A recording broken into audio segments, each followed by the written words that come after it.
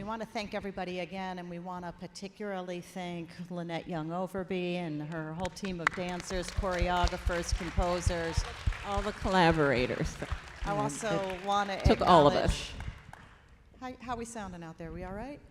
Okay, I also want to acknowledge Dr. Sharita Johnson and her team, Chanel and Shanice, who have been the organizers with the Center for Black Digital Research of the entire symposium, and we just want to thank her for her leadership and graciousness. But now we're going to talk about art, culture, memory, and I also wanted to make sure that everyone there knows that you can get a mic or just stand up and ask whatever questions that you have of the many members who are sitting here, the poets, the choreographers, the poets, the composers, the scholars, the dancers, the artistic directors, who will all say their names and introduce themselves very briefly when they speak. Sound okay?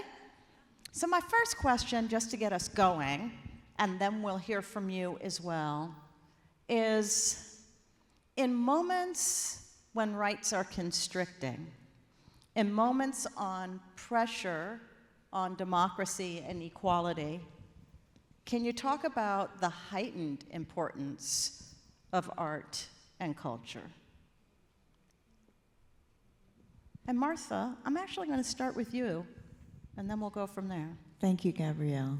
And thank you to everybody connected with this extraordinary performance. We're really honored to be here. Tell us who you are first. I'm Martha Jones, and I'm a historian and writer, and I call myself a Harperian, which is to say I have been following and devoted to Frances Harper for a long time. You know, I think the sorts of times you refer to, which in fact may be our own time, we are all searching for language, ways to express ourselves, I think, not only our ideas, but the feelings, the emotions, right, that accompany those ideas. And in a time, as I think we have seen in recent days, where the threat to our words is all too real, now we speak through poetry, right? We speak through music, we speak through dance, and in fact, I think we speak with a kind of universality that words don't always allow us to achieve.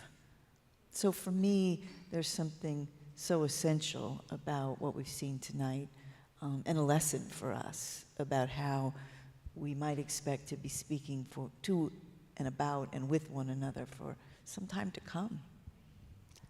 And I'll open with Martha because she's written about the 13th Amendment and about the 15th Amendment, about women's right to votes in a book named Vanguard, and Birthright Citizenship, a book on birthright citizenship, a prize-winning historian who can reflect backwards and forwards. And I know we all want to talk to the artists. We wanted to get the scholars out of the way, and now we can talk to the artists.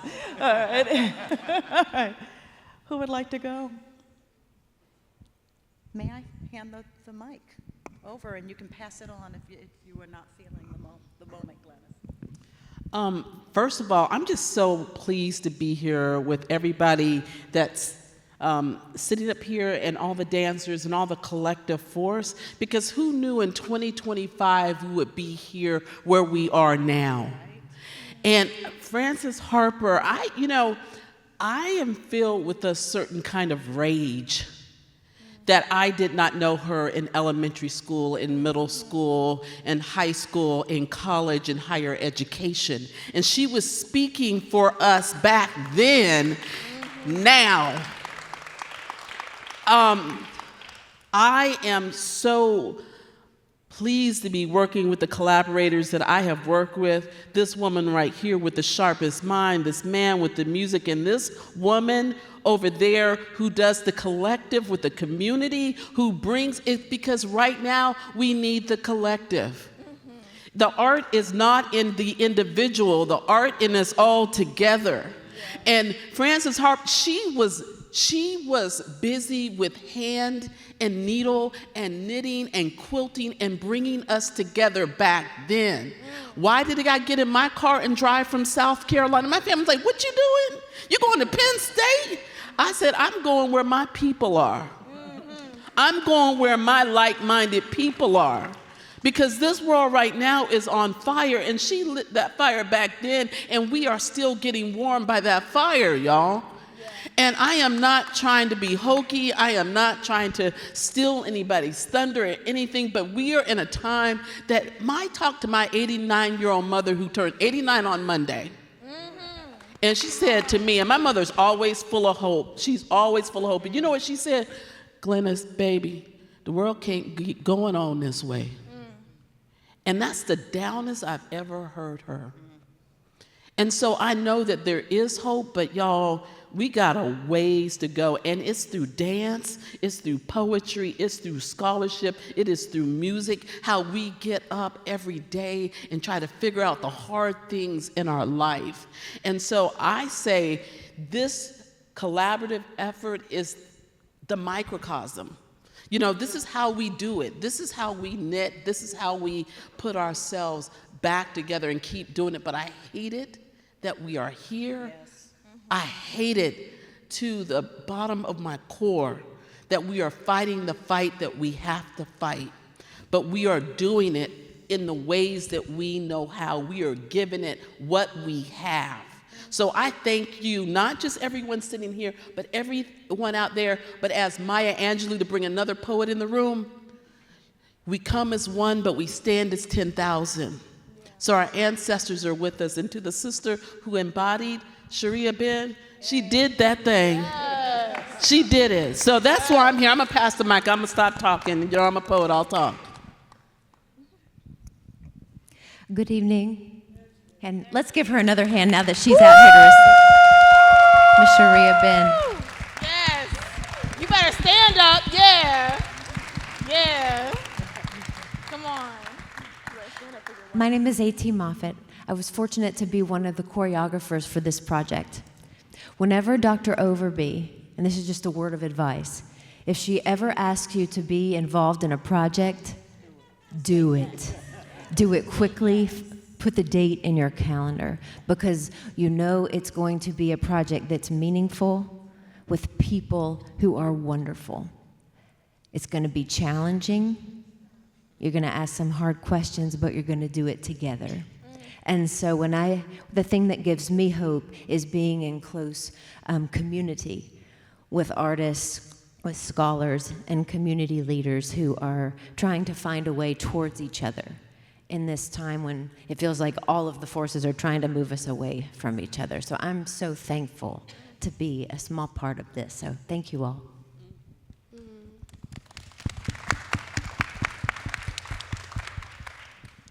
Good evening, everyone. My name is Carmen Wong. For those of you who don't know, I'm a poet. I'm also a playwright with a specialty in writing choreo poems. So bringing poetry to the stage through music and dance. I'm also a PhD student here at Penn State, and I am with the Center for Black Digital Research as the poetry coordinator for the Harper 200 project. Many of these titles, I think, mean very little without the people and the support around you to let you know that the work that you're doing is meaningful. And so when I arrived at Penn State as an artist, as a self-proclaimed poet who had been doing the kind of work that it seems like everyone in here is interested, telling our stories, preserving our ancestry, I thought that there might not be a place for me here. And then I saw the world of artistry and blended scholarship that was taking place right here, in part because many of you on this stage and in this audience believe that it's possible, and that by doing so, we are moving towards a future of possibility. So when we ask what is the role of artists and the role of arts in making a liberatory future, in creating alternate futures, I think it's exactly what we're doing right here. It is the faith and the collectivism that we have in standing strong together, in believing that we are bound to this cause together, and that by working together through our different ministries, that we can listen to one another and continue to recollect and preserve and continue to fight the fight that often feels so hard to do alone, knowing that we never do have to do it alone. And so that's my small wisdom. I honestly feel like I'm continuously learning from every single person on this stage. And so I have very little to say tonight, but I am so honored and thankful to be here with you.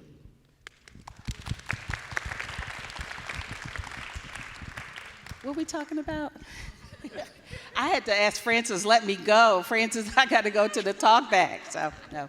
But this has been an amazing experience, and I am so thankful and grateful for the connection that so many elements came together here. The first connection was Dr. Foreman connecting me with Lynette, Dr. Overby, and I was just like, okay, what are we doing? And Lynette just poured out the vision she had for this, and I thought, this is dance and movement. I'm theater and acting and writing. Yeah, we can do this. And it's just been a journey of storytelling, truthful storytelling, so that we can avoid and address erasure. What happened to Frances Ellen Watkins Harper? This powerhouse of a woman who was there before King and who was there with Tubman and Wells. We don't know her name because she was such a powerful force. She was silenced. And so this was an opportunity to tell her story, to connect, and see the power of the different forms, art forms, humanities, English, all language, literature, all coming together. And an amazing cast of human beings who just came together, who sacrificed and worked so hard. So this has, again, been so powerful. And I thank you for allowing me to be a part of this. And Glennis, man, I'm looking at these words and I'm like, wow, seeing Frances's story and live through contemporary rhythm and words, it's amazing. And the music and the original compositions, just amazing. So thank you.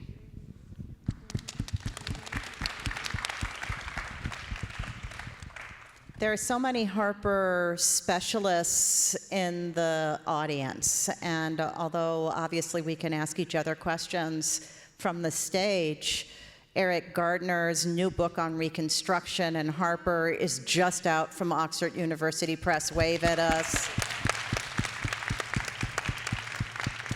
Frances Smith Foster, who is the Harper Scholar, in all of our hearts and minds, everything we do tries to honor the work that you have done as the room.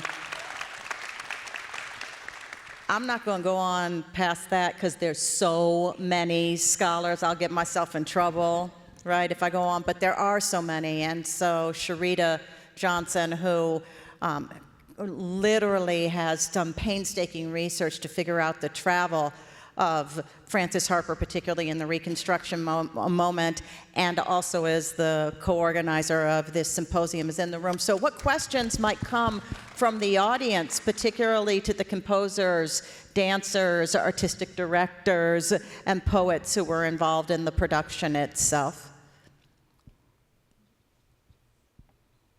Come on, y'all. I know you, you know. Okay, there we go. Who is that? That is one of our poets, Cordera. Brittany? Brittany? Yeah, please. You can call me B, but I guess I'm wondering, how do I ask this?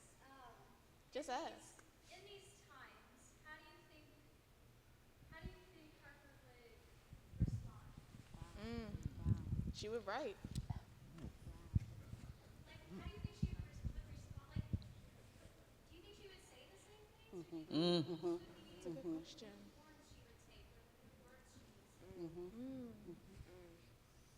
Given that this woman, you know, I'm from South Carolina. I think all roads lead back to South Carolina because that's where so many of us came from. But when she went to South Carolina, to the slave cabins and with enslaved folks with no fear, I think in this moment she would be standing up with no fear.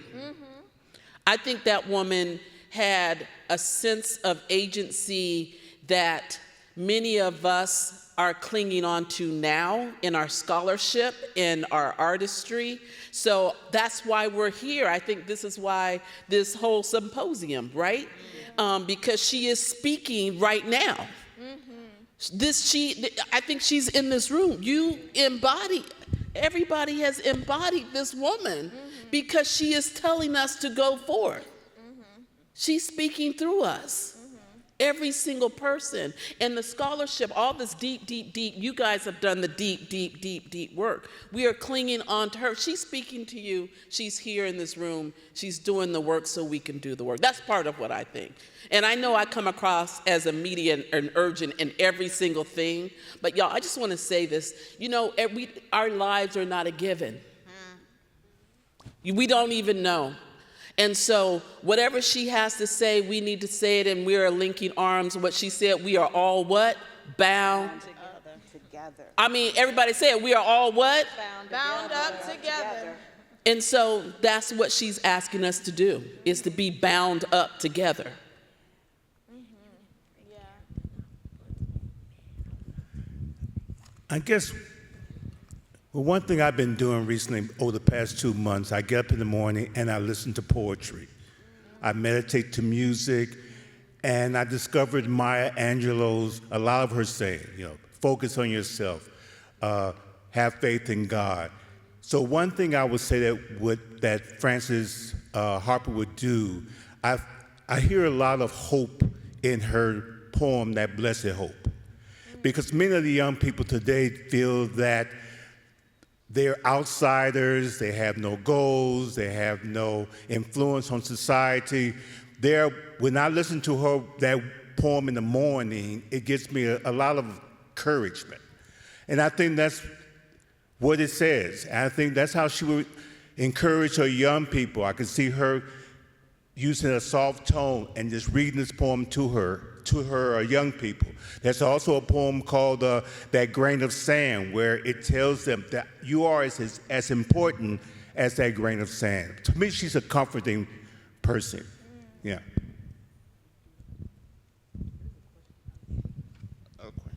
But I want to come back, I think, to all bound up together, because when I hear myself, recite that phrase today, I think, what on earth would Frances Harper expect of us in this moment?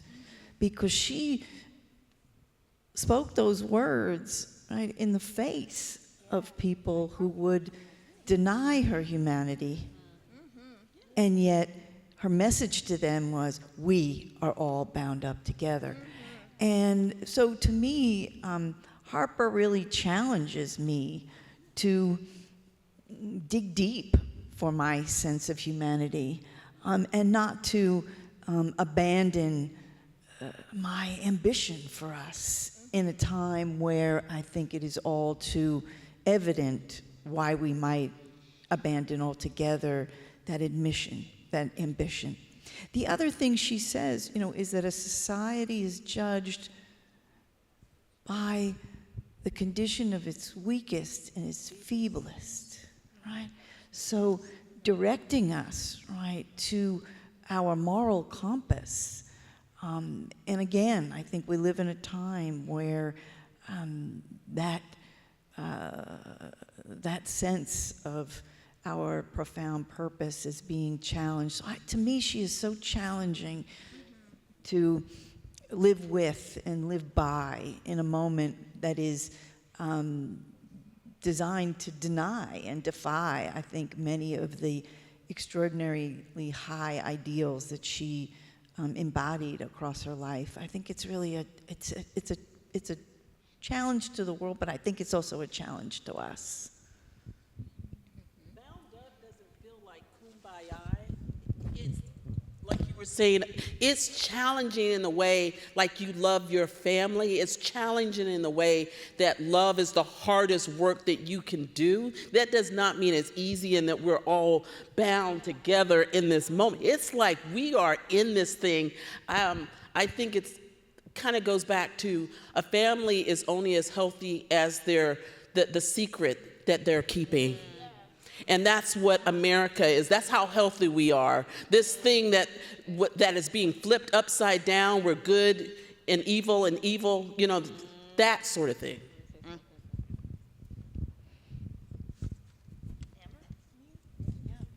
Sorry, my brain is still decompressing. I'm Amber Rance. I am the production assistant on this project, and I am one of the dancers. I think in this conversation we're having right now, and pardon me if it takes me a moment, the thing that really spoke to me was this idea of like, what we are doing is in quite literally opposition with what society is trying to paint of us. They don't want us to tell these stories. They are actively keeping us from telling these stories, whether it is taking of space, whether it's taking of funding, whether it's, and this is things that have happened in previous productions, whether it is questioning of the content as an assumption that we are saying something that is inappropriate or wrong. I'm thinking of the Peace Center when we performed and we had some students and some teachers pushing a narrative that what we were doing was not safe to be shown. And it's like, this happened. Harper lived. She wrote, she talked, she expressed herself. She did that. It happened. We can't just act like these things didn't happen. They existed, she existed, and she filled the world with her knowledge. She's still there. You can't take that away, regardless of how hard people are trying to do so nowadays. And that is why, and that's where I really feel that powerful spirit of we're all bound up together, because we're all here with that history together. And regardless of those who try to push it down and cover it up, they're pushing back against people who are bringing it up and uplifting it, right? We are all having this conversation together. We're at odds about it, but we're still here because you cannot take it away. Yeah. And it's very inspiring to be in a room with so many different artists and so many different ideas and so much passion for telling history, because it's not something that I ever grew up knowing and understanding. I'm gonna be very anecdotal, but you know, I don't know if anybody knows, but growing up in school, there'd be people who come to your school and they're like, oh, you're gonna see a show about this, and oh, you're gonna see a show about this, and then you kind of grudge to the auditorium, and you sit down and you watch the people, and you don't really realize that these are people telling such an important story. It doesn't live within you because it is not given the space to be honored in the regular world that we live in. The arts telling stories, not even telling specific history or telling or reading a book to children. Being able to formulate and tell a story is not something that is really honed in anybody in growing up. And so it's something that's so freeing to come to that realization and to do it and to have that passion ignited in you through watching people perform, through doing research and presenting these histories, doing talkbacks and hearing from the crowd and hearing from our fellow people up on stage. It's all together telling that story. And I don't know if I'm making sense anymore, but You are.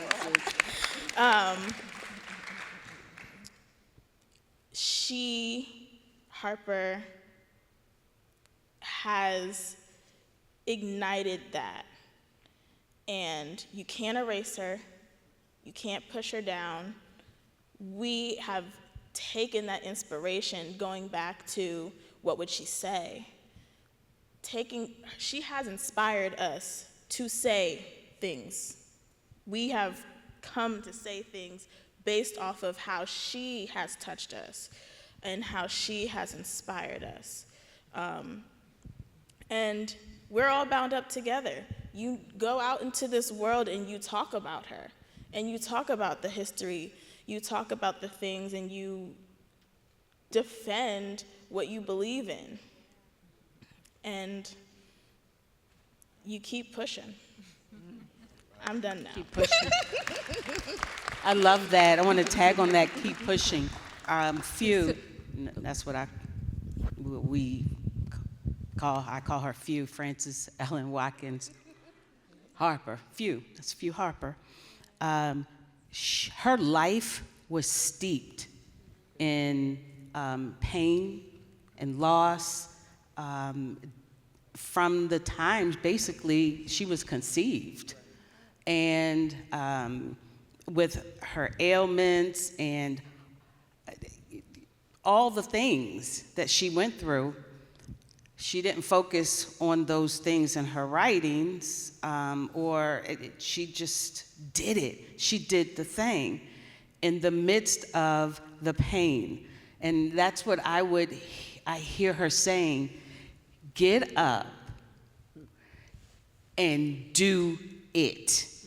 Whatever you have to do it. Be active, be engaged, and just get it done. You get knocked down, you get back up.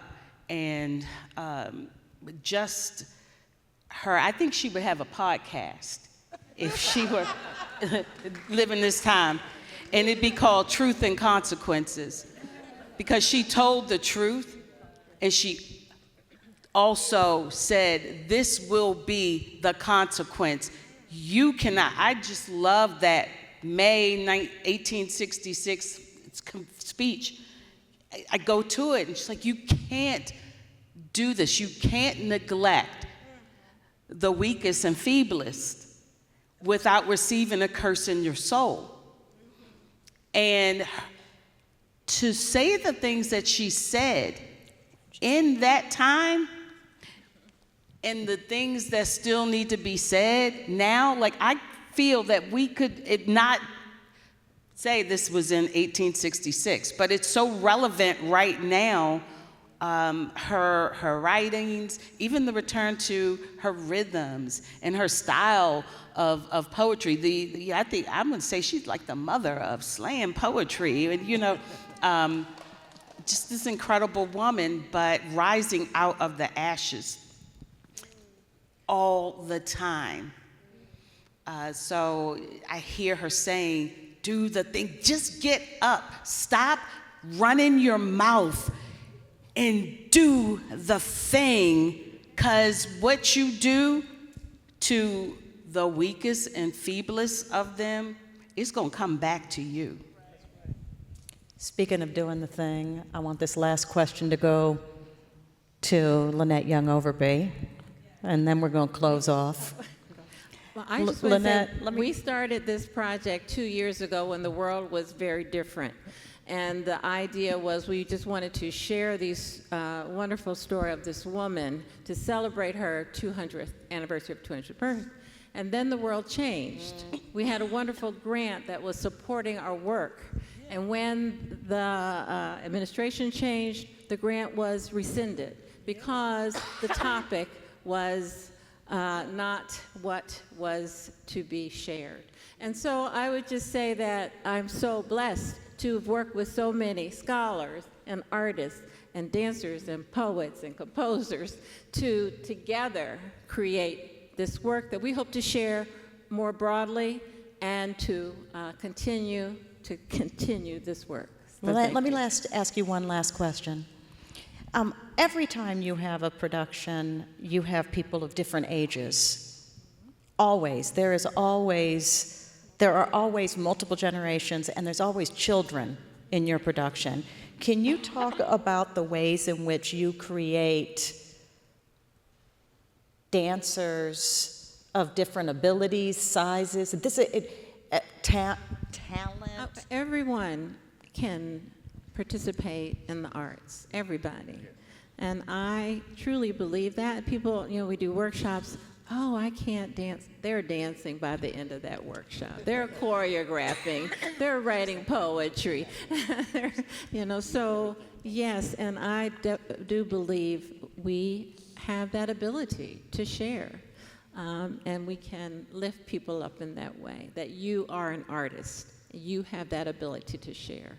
When things are not going well, I said, dance has saved me so many times that the arts are there for all of us. Thank you. Dr. Johnson. As any of my students know, and my children know, and anyone who will hold a conversation with me for more than 2 minutes will find out, I never tire talking about Frances Harper. However, I have the unfortunate task of closing out the conversation tonight.